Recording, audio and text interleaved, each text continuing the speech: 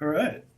Just continuing where we left off, I was able to get the Redux integrated into the backend um, server. So I would like to just show you a project that I made that it shows how that works. So if you go to our GitLab repository, if you go to groups and you select Eric's group, you'll see this project called example. And inside example here, I kind of recap on the reasons why I made that change and um, talk about the protocol a little bit, which you're most likely not going to care so much about that. It's just if you need to ever debug anything, it's good to know if anything goes wrong. And most importantly, is get a handle on this Redux state, the state stores.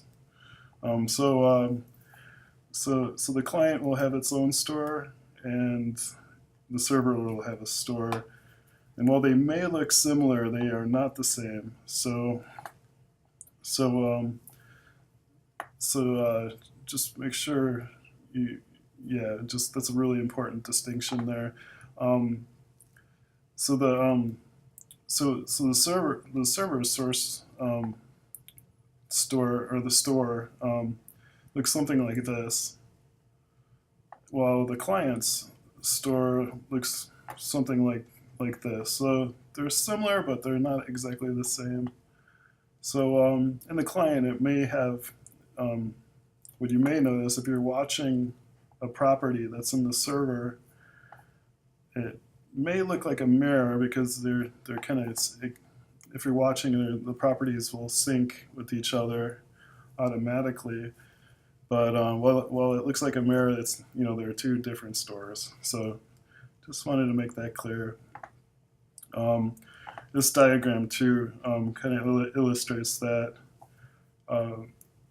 Sort of illustrates the flow, how the stores get populated. So so take a look at this README and let me know if there's anything that's not clear, if there's anything I can do to make this more clear. But so right now I'm going to go ahead and clone this project, and then I'll take you through the source code. So to clone the project, I'm just going to grab this URL and run git clone.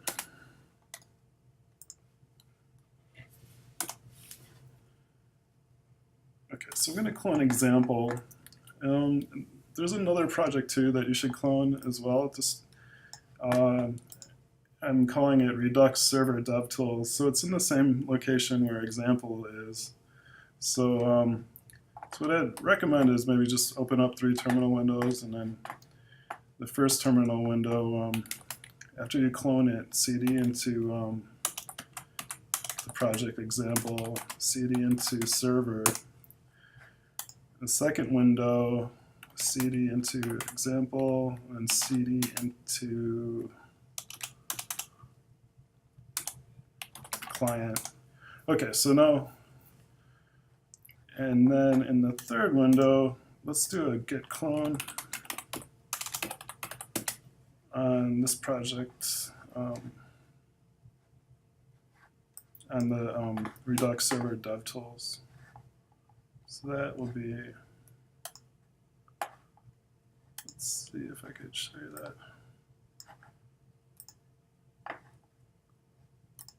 Yeah, so clone this as well.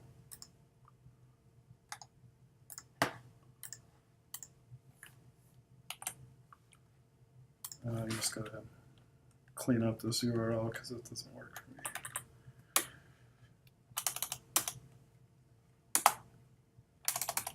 Okay, and then cd into Redux Server DevTools.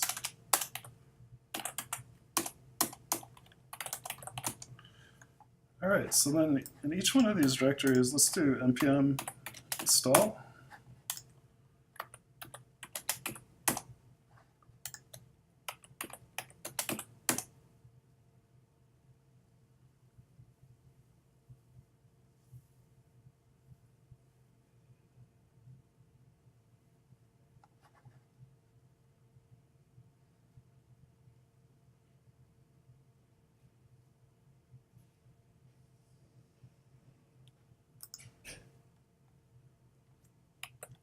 in the server directory, run npm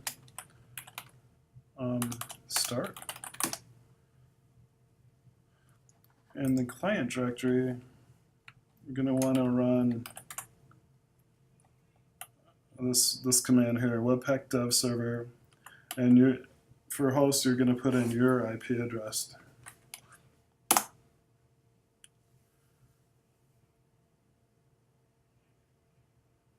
And all of this, everything I'm telling you right now is, those commands are, let me show you where to find that. So if you go to that example project, at the bottom here I give some instructions on how to, I give some instructions on how to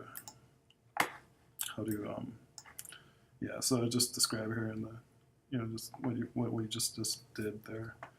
The last instruction is we're going to open a browser to our IP address and port 8080. So let's do that. Okay, so I've done that. Right now the server is running in kind of a verbose mode, so there's going to be some messages that are going to be coming out of here. Just to illustrate some of the things there, just to show you what's going on. So there's not really much going on here. We have what we're doing here is we're watching a property that is stored on the server called input voltage, and it's stored in the context of a UPS. So essentially all properties are going to be stored in some context or another of an object. So there'll be all properties belonging to a container. So the state tree is actually an object which contains many of these containers. So our state tree just has one container called UPS, and it has the property input voltage. And it also has the method, and that's called begin polling. And you'll see what the state tree looks like here shortly. So I'm going to go ahead and call this method here begin polling. Okay.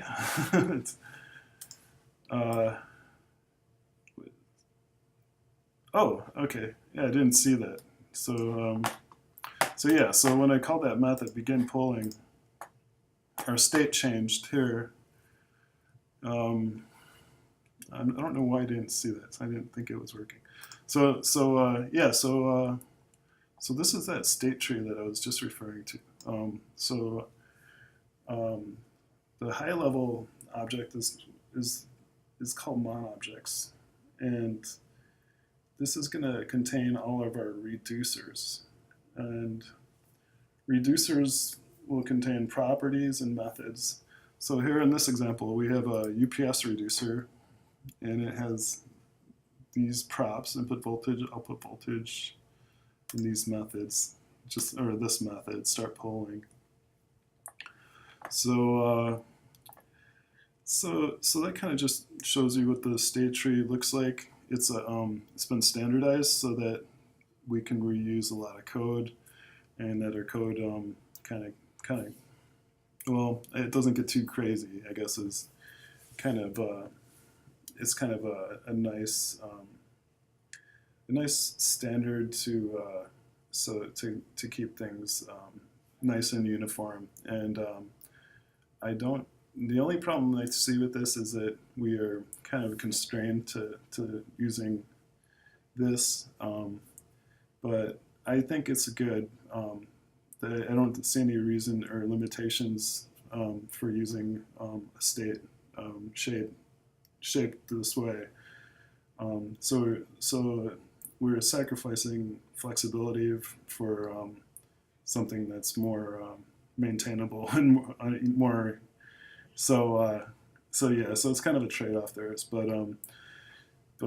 So yeah, so in this third window, the project that we're calling Redux Server DevTools, this allows us to send an action to the server and the server will probably just in debug mode, we'll probably should only handle this in debug mode, but it just dispatches whatever action we send it on the command line.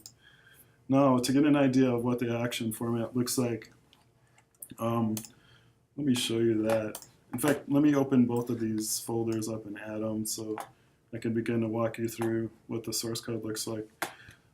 So let me just add these project folders quickly. So we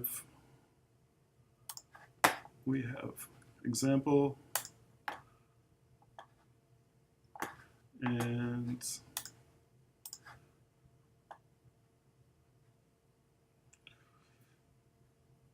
Redux Server DevTools. Let's open both of those. So yeah, and then in Redux Server DevTools, if you look at this app.js, it gives you an example of an action that we can use to send on the command line.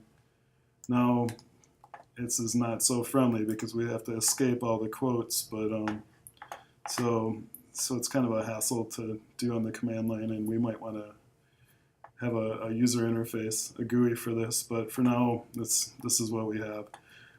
So let me show you how that works. I'm going to run the command node app.js,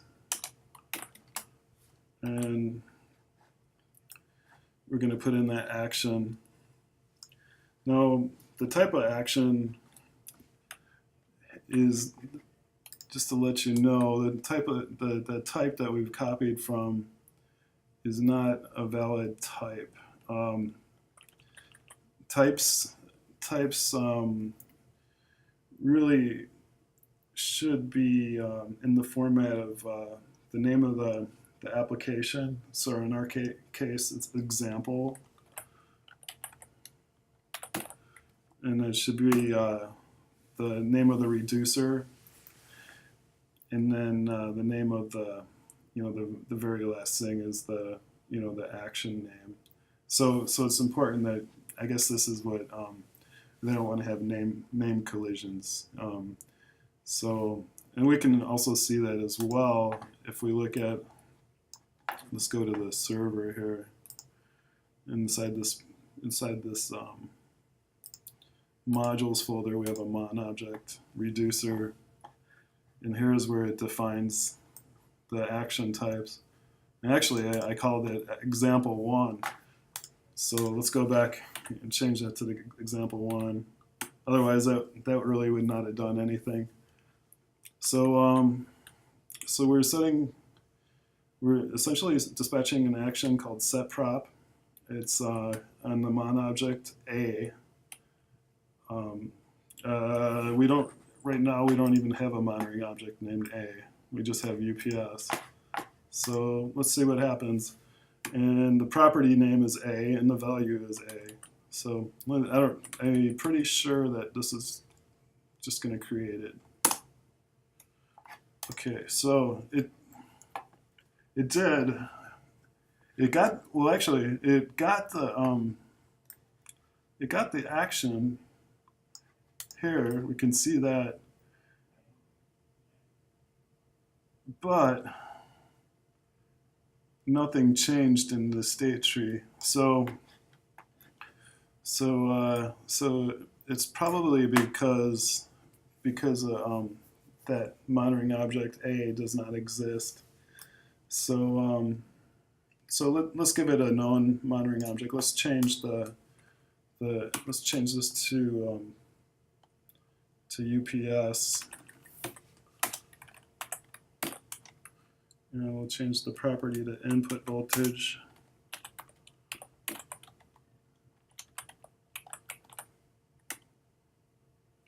And the value is A. Okay, so that time it actually took. So we see the input voltage change to A.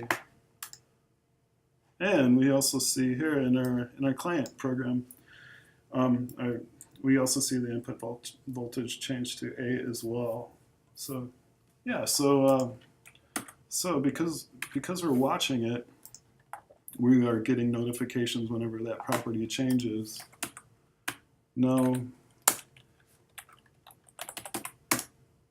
yeah, so that's cool. So now what we can do is now we can kind of do this kind of same thing we could do with like how we can manipulate the user interface, you know, with Redux Dev tools. We can now do the same things to the to our monitoring, to the backend microservices. So so that's really going to be useful because the majority of our work is going to be, we're in the business of monitoring equipment, so the majority of our code base is going to be, I would say, 80% back-end type microservice type code and 20% user interface. So it's really, really nice that we have a way to manipulate, the state on the at the microservice layer. So that's just a little demo of how this all works, and I'm gonna just take you through the source code right now. So so our server, so this project, we have a client and server, and most of our applications are going to be client-server type apps. The server is always going to be like monitoring, and like I just mentioned, and the client is going to be used for just kind of reading measurements and setting values. And, so most of that's going to be kind of the nature of most of our apps. Let's just start with the server here. The server,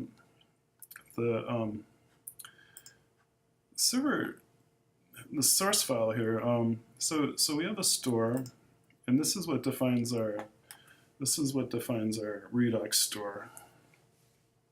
And our server.js is kind of like the beginning of our application. It's kind of like the main, or the main JS file, where we kind of get everything up and rolling, and that's done in here.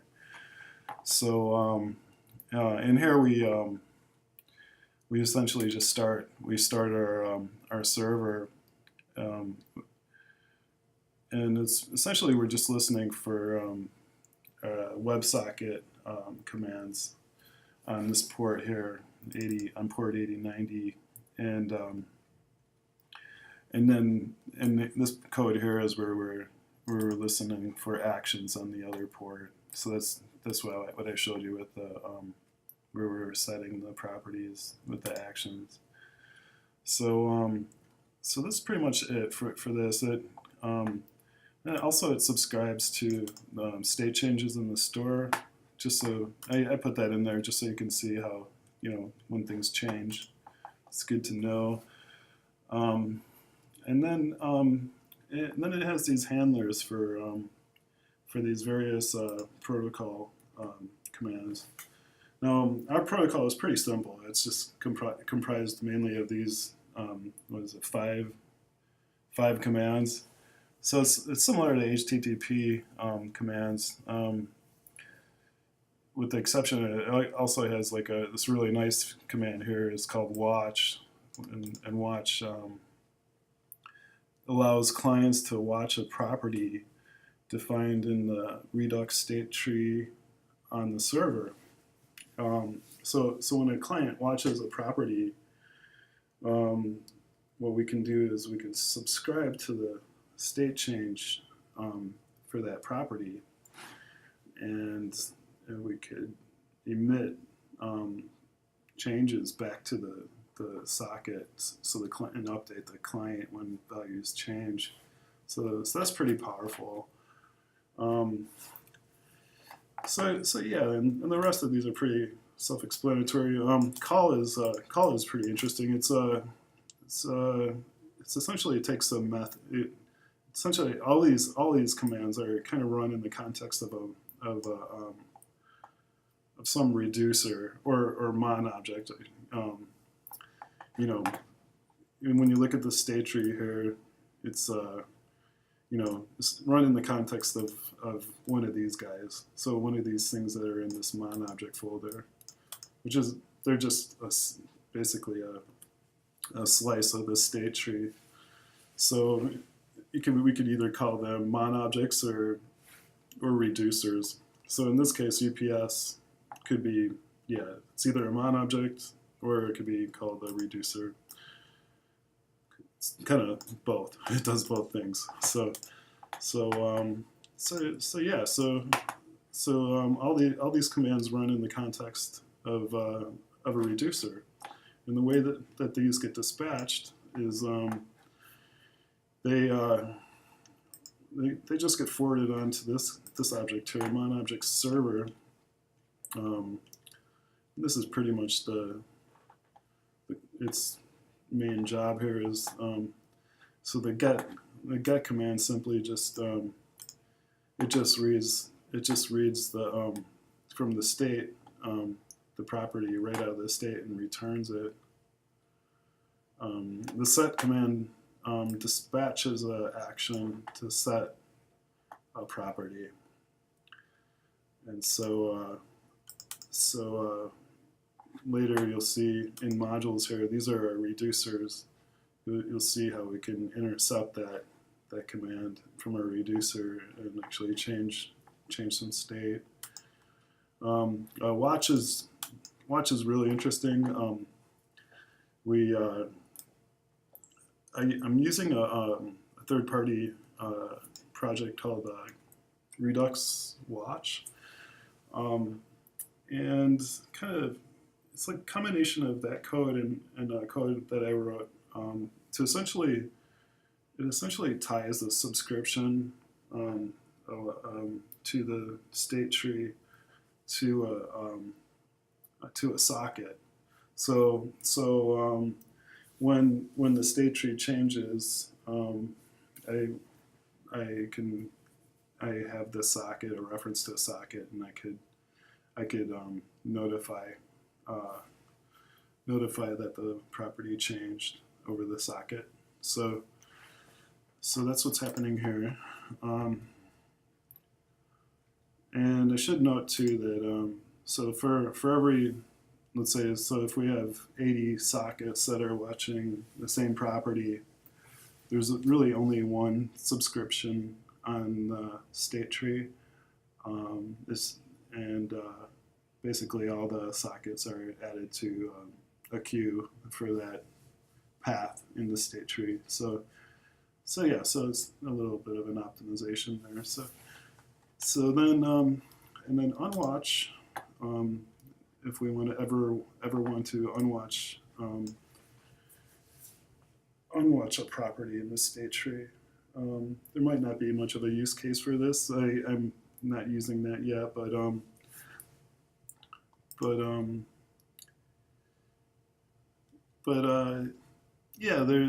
like when a socket does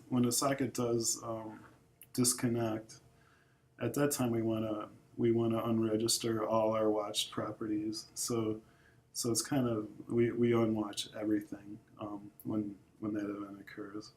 The reason being is if the state tree changes and we've got a socket that's no longer connected to us, and we don't want to even try to write to that socket ID. So we need to unregister at that time. So that was a little bit of code I had to do to handle that. Call is interesting.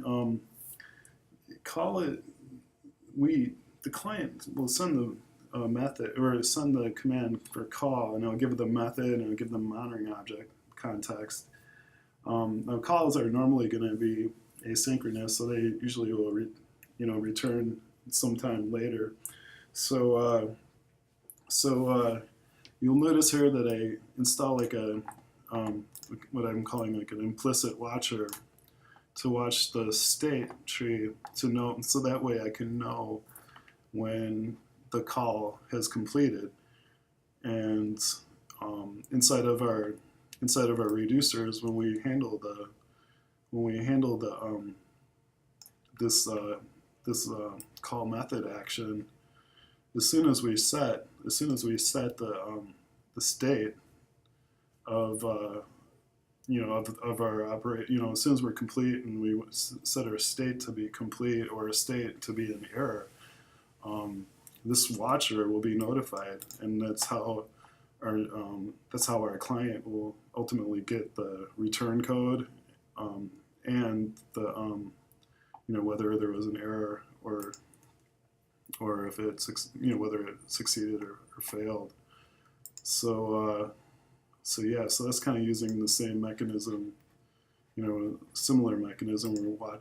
We're just watching the state tree to know when something completes. Now, as I was writing this code, and should probably be practice that we, from now on, we, whenever we're writing new code like this, we should be developing with with the test platform that we have in place here. So I'll go ahead and show you that here. So for this object here, the mon-object server, I'm writing some test cases. The reason I'm doing that is because it's for all the things that are going on there.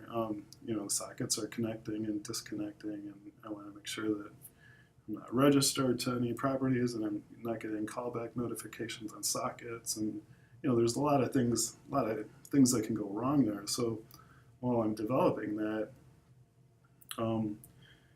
it would be really painful to actually connect a socket and disconnect it, or connect the socket, watch, disconnect, and make sure that everything's happening. So the way I want it, that would just be awful. And so whenever we're doing stuff like that, we really should make use of the test framework here. So writing tests is just really simple. So as I was doing that, I set up this sort of some test cases to make sure that those watches are working, and that the unwatches are working too. So take a look at these tests because they'll shed some light on a lot of things, and how things work. They're sort of kind of self-documenting how code is, how code should be, how it behaves.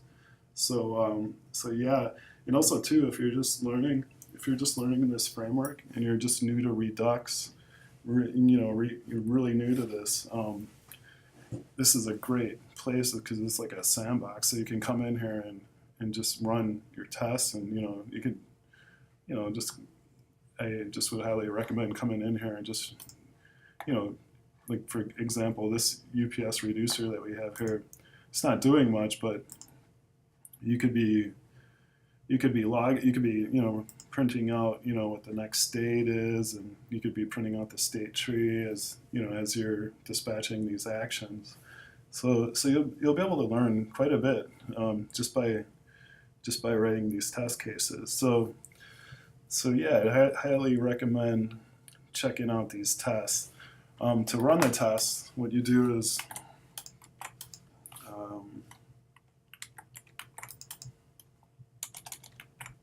okay, let's see. So we're going to do npm test. All right, what's wrong? All right, I'm missing a library here. In fact, I do not think I need immutable anymore. So let's just fix that. It's actually it's needed by chai immutable. So yeah, let's go ahead and install it.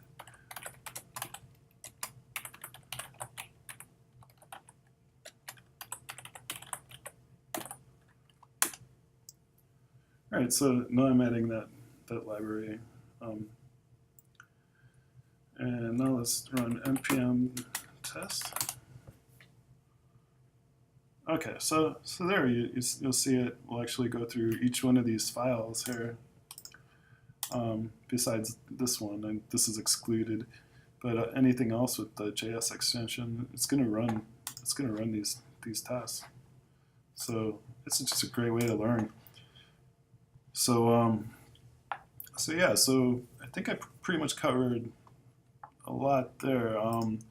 Let's go over to this folder here, modules. Now this is where you're going to write your reducers. If you've been learning, I've been reading up on Redux, you probably know a lot about reducers. A format we've been using is what's called a Dux format. And if you Google Dux, like D-U-C-K-S, you'll be able to find some documentation on that. But essentially, what it is inside your modules folder where you keep your reducers.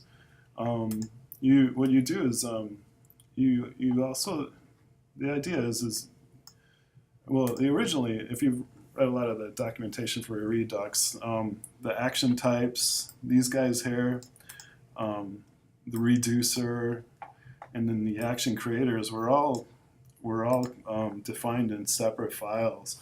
So when I first started getting into Redux, I didn't like, I thought it was a pain to be, navigating through all these files. I mean, it's like for every reducer you have, it's like you got, ×3 files that you're maintaining, and in most cases, it's really not necessary. So what we do is we follow that Dux specification where we just have one. They call them bundles.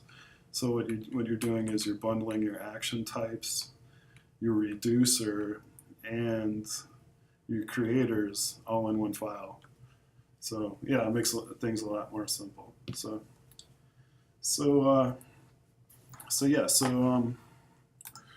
here you'll see the UPS reducer, and that's the interesting thing here to know is that when you create your reducers that you want to appear in that mon-object state tree, you're going to define your properties.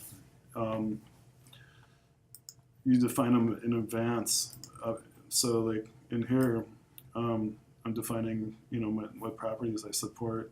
Now, if I don't know the values, I can just leave them as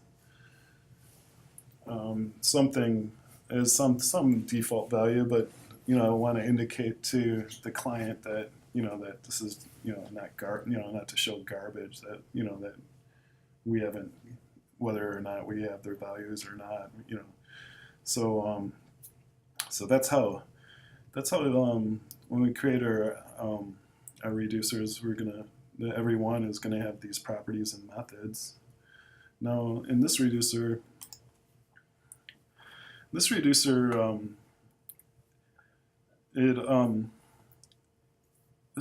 wraps the mon-object reducer.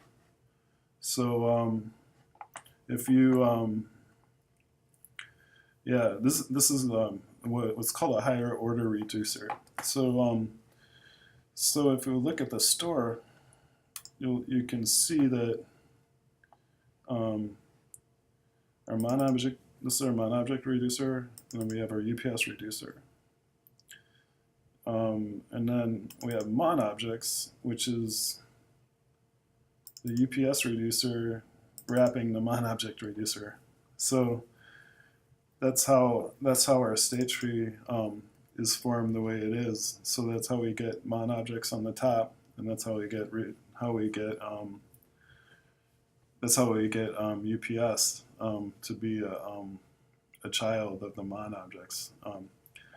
So yeah, once again, that knowing that state tree and how it looks is very useful for you can use the the test framework to when you're adding your own reducers. Use the test framework to print out the state tree and see what it, make sure it it is what what you expect it to be. So so yeah, so going back here, so when we wrap that mon-object reducer, it essentially allows us to intercept actions before they get sent to the wrapped object. In this case, the mon-object reducer. Now, if we don't, if we let it just go to the mon-object reducer and we don't do anything at all, really the only thing the mon-object reducer does is set properties. So so it would actually, if the property exists, it looks, this is why, you know, in my example here, it didn't work, was because it's making sure that the property exists in the mon-object. So, and that the mon-object exists as well. So it looks like it, yeah, so it looks here like it's just making sure that the mon-object and property exists, and if it does, it's setting the property. And so that's the default behavior for mon-objects. So yeah, when I ran that command here, you know, I'm setting UPS property input voltage. What's happening when I dispatch that action is the way the action flows now is, since we're wrapping that one, and this is the higher order reducer, it's going to get the action first. So it doesn't have a case, it doesn't handle the set prop method. So it's just basically returning the wrapped function, and then it's making its way down to that reducer. But if we wanted to, we can handle it here. So we could almost like essentially we could do something a little different if we wanted to. So that's how the reducers work. And then I think that pretty much, that's pretty much the back end. The client is pretty interesting. There are. Oh, before I go on to the client, also too, I should tell you too that I do intend on following this up with another lesson on what we really need to cover for the next lesson is, in this reducer there is a call method. Most of the time, call method is going to be something that you're going to be is asynchronous, and for those types of methods, we need to do use Redux Saga. That'll help with that. For right now, my method is not asynchronous. It's essentially setting this return code here, and it's setting the state to request completed. Now, by setting this state here to request completed, that implicit watcher that we created is going to get notified, and it's going to notify the client that the operation, or that this method is done, and it'll give it the return code. So that's just an example of a method call, but most of the time it's going to be asynchronous. So the next lesson, I'd like to start introduce you to Redux Saga. So if you have time, read up on Redux Saga. It's really pretty cool. It allows us to separate pure code from impure code, essentially. So the idea is our reducers, everything in here should be pure, and anything that's not pure we put inside the Saga for the reducer. And we'll typically name the Saga after the reducer, maybe with -saga suffix, so that we know that the reducer and the Saga kind of work hand in hand. One is doing the pure code, and one's doing impure code. So we'll get into that next time. So that wraps it up with the server. The client is pretty it's pretty simple here.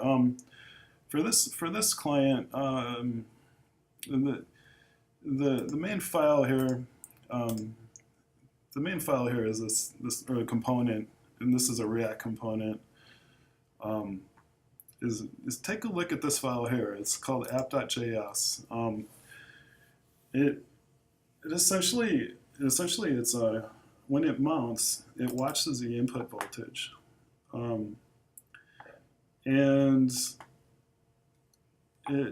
when we do the button click, it calls begin polling, and that method is so the watch is actually defined here, and begin polling is here.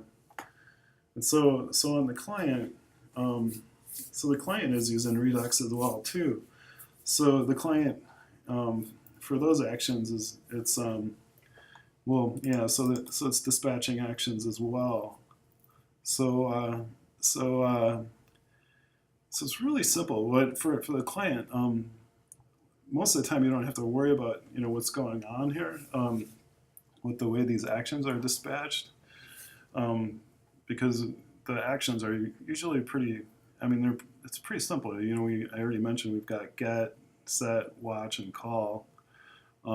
So this is how we dispatch actions, and whenever that state tree changes in the client, we get notified here, and our value just updates. So it's really kind of cool. So yeah, I think that should wrap it up for now with the client. If you want to know more how the client works, take a look at, this is kind of an example of how the client, how actions flow in the client, and this is the get action, how it flows. Let me give you an idea of how this works. Is the client has its own state tree, and the server has its own state tree. So when I did this diagram, I should have started off here with a blank slate. But essentially what happens is to begin with, we have somewhat of a blank slate. And when the client wants to get a property from the server, in this case, it will send an action. Well, in this case, it wants to get the color from this mon-object or reducer called dog. So what it'll do is dispatch this action, and when it dispatches that action, it goes to all the reducers, and mon-object reducer just happens to be one of the reducers. There could be many more of them, but it goes through a mon-object reducer, and then it does not handle that action, so it'll actually find its way to in the mon-object saga. That's mon-object saga is the place where we put in pure code and stuff that is that we don't always know what the result is going to be. Like any asynchronous action can, there could be a network failure, a disk failure, or there could be, we don't know, like for its input, we're never going to get, we can never guarantee the same output essentially. So that makes it impure. So now it's in this saga code, which is the place for impure functions. And so what the saga does is it notifies, it dispatches another action. This one finds its way back to the mon-object reducer, and this action is of type op started. And what will end up happening here in this mon-object reducer, it's going to set the state, which think of this originally like it was blank. Now it's going to set the state to this color the state for the color is request in progress. So that's the very first thing it does before it even sends it off to the server. So in that case, the client, it could actually display a spinner or something to let the user know that we're doing something at that time. So the next thing that happens is the Saga will emit over the WebSocket, and it sends this get command, which is defined in the protocol in the same document if you want to look at it. So that will find its way to the server, and for get commands are really simple on the server side. Essentially, for a get command, all we're doing is just, it's this right here. All we're doing is just reading whatever's in the state tree and returning that value. So whatever's in here, so it happens to be brown, we're returning that value, brown. So it's going to emit an op completed with brown, and the Saga is going to actually handle that, or pull that it actually gets that event that that there's data, and it'll dispatch this action, which is the operation completed, which will then, and it fills in the context, the reducer name dog, and the property color, and the value brown, which it sends that action, and then that action is handled by the mon-object reducer, which then updates the state here. So now we've got our state has changed. The value is now brown, and state is request completed. So a lot of the protocol is like that. So and you can see that in the client a little bit. You can kind of see how that works by logging when you run the client. If you look at the state, this Monix state, let's do that. So I'm going to run this. Okay, so right now the input voltage is question mark. It's because the server is not running. So let's run the server. Oh, wrong command.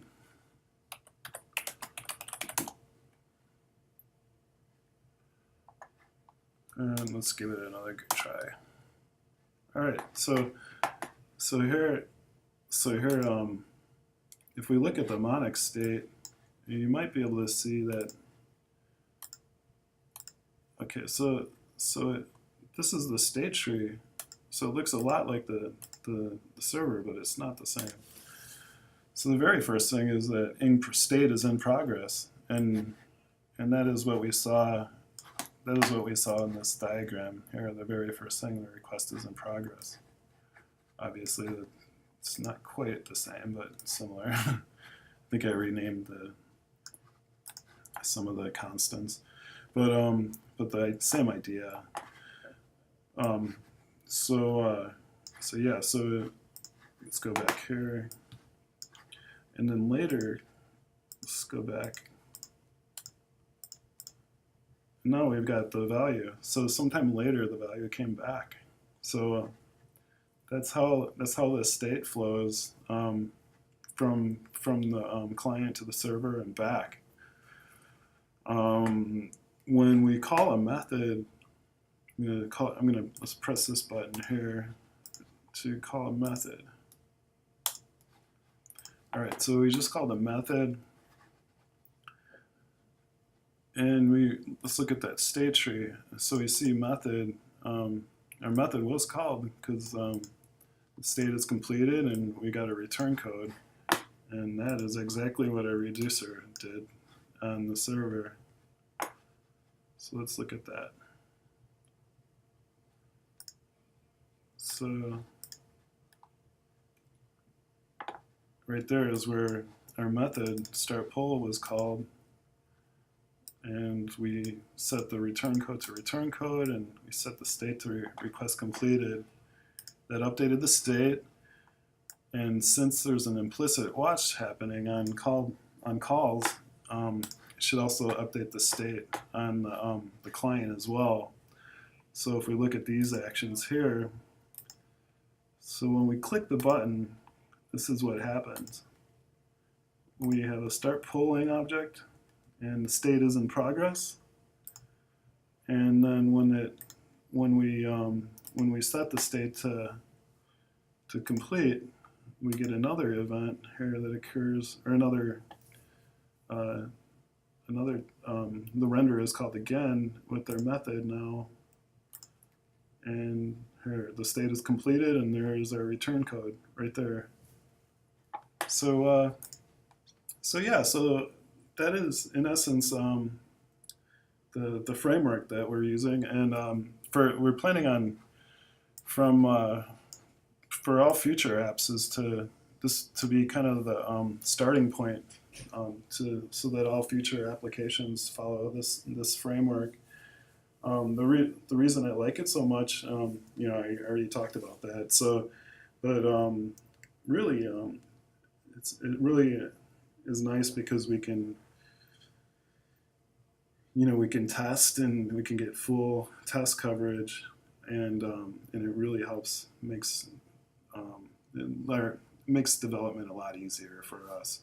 So yeah, so that's it for now. I guess the next lesson will be adding an asynchronous action using Redux Saga. Okay, thanks for listening. Bye.